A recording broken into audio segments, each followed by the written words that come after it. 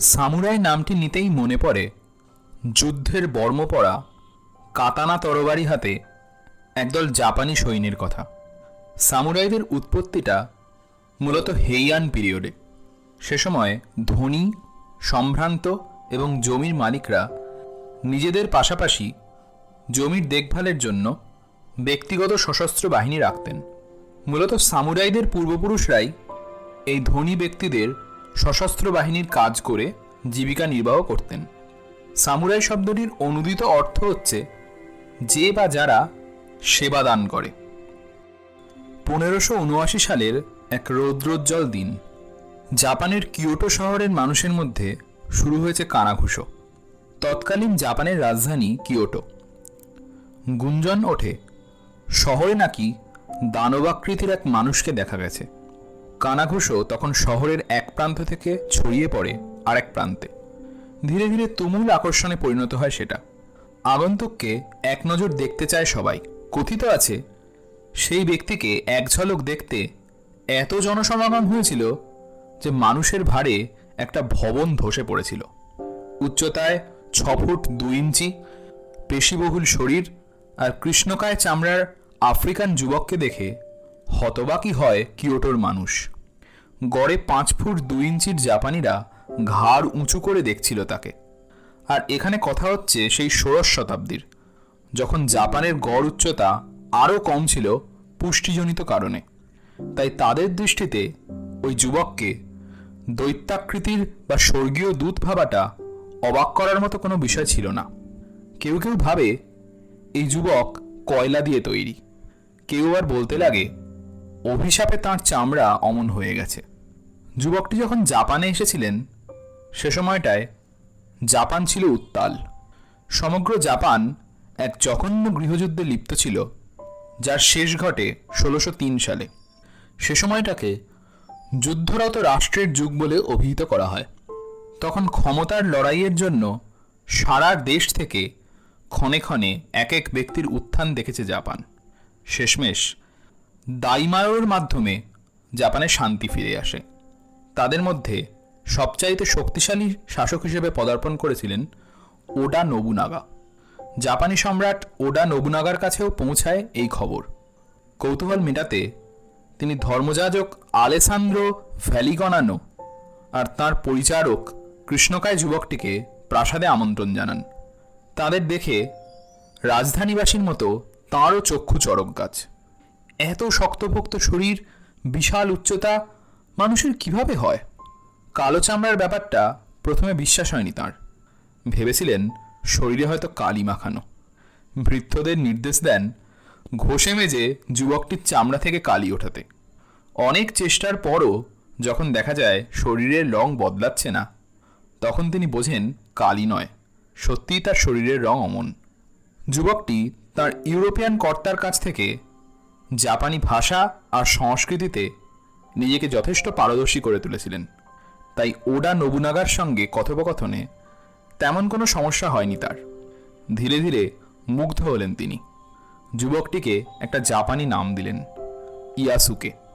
ইয়াসুকেই ছিল জাপানে পা রাখা প্রথম আফ্রিকান সামুরাই, যিনি পরবর্তী সময়ে জাপানের ইতিহাসে রূপকথার মতো স্থান পেয়েছেন। ইয়াসুকেকে সম্রাট নোবুনাগা খুব পছন্দ করতেন, এমনকি তাঁর সঙ্গে এক টেবিলে খাবারও খেতেন। ইয়াসুকে গল্প করতেন তার আফ্রিকার মাতৃভূমি নিয়ে, সেখানকার গল্প, তার সমুদ্রে কাটানো দিনগুলোর কাহিনী সম্রাট শুনতেন মুগ্ধ হয়ে। ধারণা করা হয় ইয়াসুকের মাতৃভূমি ছিল মোজাম্বিকে, আবার কেউ বলেন ইথিওপিয়া। কিছুদিন পর একদিন নোবুনাগা ভ্যালিগনানোকে ডেকে পাঠান। তার কাছে ইয়াসুকেকে নিজের সেবায় নিয়োজিত করার আবদার করেন। ভ্যালিগনানো তাতে সম্মতি দিলে ইয়াসুকে নোবুনাগার অস্ত্রবাহক হিসেবে নতুন পরিচয় পায়।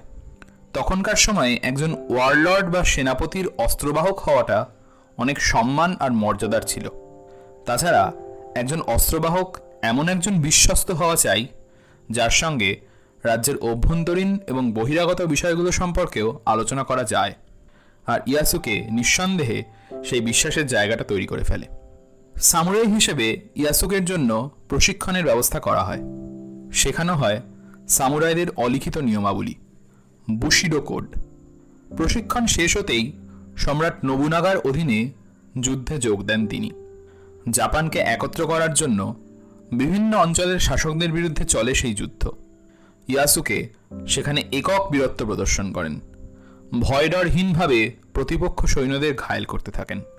নোবুনাগার এই যোদ্ধার শক্তি, সাহস, দক্ষতায় শত্রুপক্ষ বাধ্য হয় পিছু হটতে। সেবারই প্রথম জাপানি যোদ্ধারা একজন আফ্রো সামুরাইয়ের মোকাবিলা করেছিল। 1582 সালের জুন মাসে নোবুনাগা পশ্চিমের মরি সম্প্রদায়ের বিরুদ্ধে যুদ্ধ ঘোষণা করেন। নোবুনাগার দীর্ঘকালের শত্রু ছিলেন এই মরি সম্প্রদায়। অস্ত্রশস্ত্রে সজ্জিত এক বিশাল সৈন্যবাহিনী নোবুনাগার সঙ্গে যুদ্ধে অবতীর্ণ হওয়ার জন্য একদম প্রস্তুত ছিল। তিনি সৈন্যদের পাঠিয়ে দেন মরি ইউসেগি হোজোদের এলাকা দখল করতে, আর নিজে বিশ্রামের জন্য ইয়াসুকেকে সঙ্গে নিয়ে যান হোনোজি বুদ্ধ মন্দিরে। অন্যদিকে সম্রাট অরক্ষিত অবস্থায় আছেন এই খবর শত্রুপক্ষের কাছে পৌঁছে দিয়ে বিশ্বাসঘাতকতা করেন সম্রাটের বিশ্বস্ত সেনাপতি একেচি মিৎসুইদে। শত্রুরা চোরা হামলা চালানোর পরিকল্পনা করে। রাতের অন্ধকারে মন্দির ঘিরে ফেলে আচমকা ঝড়ের বেগে আক্রমণ করে অসংখ্য যোদ্ধা। অপ্রস্তুত ইয়াসুকে তখন ঢাল হয়ে দাঁড়ায় নোবুনাগার সামনে। সম্রাটের কয়েকজন দেহরক্ষীকে সঙ্গে নিয়েই সাহসের সঙ্গে লড়ে বিপুল প্রতিপক্ষের বিরুদ্ধে, কিন্তু তাতেও শেষ রক্ষা হয় না। শত্রুরা মন্দিরে আগুন দিয়ে দিলে একেচির হাতে ধরা পড়ে সবাই। কোনো মতে পালিয়ে বাঁচেন ইয়াসুকে, তবে সম্রাট নোবুনাগা ধরা দেওয়ার বদলে বেছে নেন সেপকুকু বা সামুরাইদের সম্মানজনক আত্মহত্যা। ঘোড়া ছুটিয়ে নোবুনাগার ছেলে নোবুদাতার কাছে পৌঁছান ইয়াসুকে। সম্রাটকে বাঁচাতে ব্যর্থ হওয়া এই সামুরাই তখন তার ছেলেকে বাঁচাতে বদ্ধপরিকর। ওদিকে একেচি মিৎসুইদেও সৈন্য সামন্ত নিয়ে পৌঁছে গেছেন নোবুদাতাকে মারতে। ইয়াসুকে এবং নোবুদাতার সৈন্যরা প্রাণপণে লড়াই করেন, কিন্তু লাভ হলো না কোনো। হারতে হলো এবারও। নোবুদাতাকে আটক করে বাধ্য করা হয় সেপকুকু বেছে নিতে। আটক করে ইয়াসুকেকেও আনা হয় মিৎসুইদের সামনে। বিশ্বাসঘাতক সেনাপতি কৃষ্ণকায় ইয়াসুকেকে পেয়ে ইচ্ছামতো নির্যাতন করলেও জাপানি না হওয়ায় তাকে মৃত্যুদণ্ড না দিয়ে পাঠানো হয় কিয়োটোর খ্রিস্টান চার্চে। 1 বছরের বেশি সামুরাই যোদ্ধা থাকার পর ইয়াসুকে আবার ফেরেন তার পুরনো মনিবদের কাছে। তারপরের ঘটনাপ্রবাহ আর জানা যায় না। হয়তো ইয়াসুকে ফিরে গিয়েছিলেন আফ্রিকায়, কিংবা শেষ নিদ্রা নিয়েছিলেন জাপানেই। আফ্রিকার পূর্ব উপকূল থেকে উঠে আসা সেই যুবককে নিয়ে এখনও গল্প হয় জাপানের মানুষদের মধ্যে। কিংবদন্তি হিসেবেই তাকে গ্রহণ করেছে সবাই। পরিচারক থেকে সম্রাটের আস্থাভাজন কাছের মানুষ হয়ে ওঠা, এমনকি প্রথম বিদেশি সামুরাইয়ের সম্মানের ঘটনা শতাব্দীর পর শতাব্দী ধরে শ্রদ্ধাভরে স্মরণ করা হয়।